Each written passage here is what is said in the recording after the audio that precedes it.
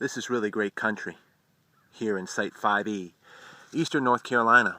And I have to document some artifacts here that I found. Of course, the North American Indian. Archaic, a little bit of woodland. I came upon a point here, and I have an awesome story about a point that's down here that I have to share with you. This is the reason why I didn't film it. Was up at a field that they had done potatoes. They haven't brought these potatoes in yet, but they're washed down quite a bit. I saw something here that looked real promising.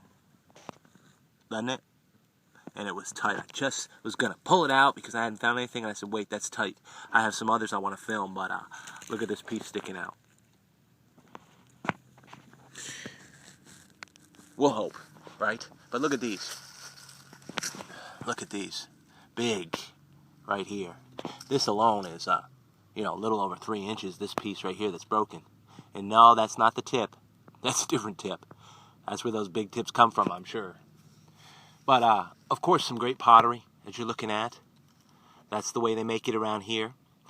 And here on Indian Trace, as I show you these things, I'll tell you a little story. The story comes from this one, which was the first one I found today, a complete smoker. Look at this thing. Just great. Great, great, great. And I had been walking up, and there was another fella there that I was talking to as you look at these artifacts.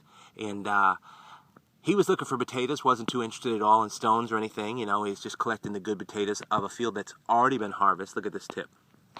I can't get it in there. Let's see if I put it in the sun and you get an idea. The quartz here.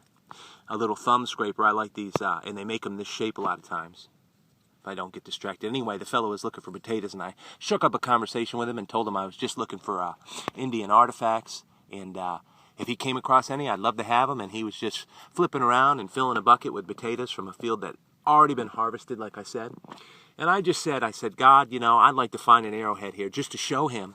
And lo and behold, I walked right up to this, not 2 minutes later, and grabbed it up. And then he was about 20 feet ahead of me, and I showed him. I said, this is what I'm talking about.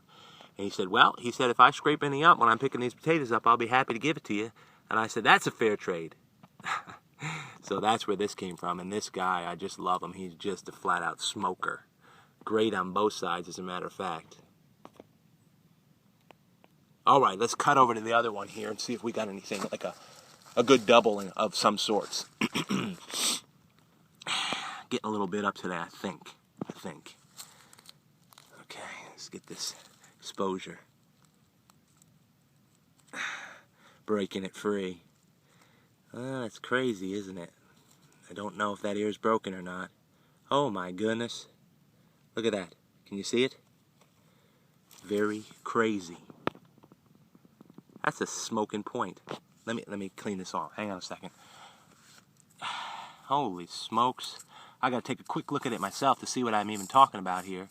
It's full. It's complete. You just, I don't think it's broken. I know. Sorry about that, all this. This is what you're looking like. Look at this point. Unbelievable, right? Craziness. Now I looked at it, and it is complete. Nothing broken. Could be a woodland point or what have you. I know it's unique as can be. Look at that. Can you believe it? It's a reddish flint. Excuse me. So I'll put them here with this, and that's just a smoking setup right there. Whew. That right there. Love it. Eastern North Carolina, North American Indian. These are some great people.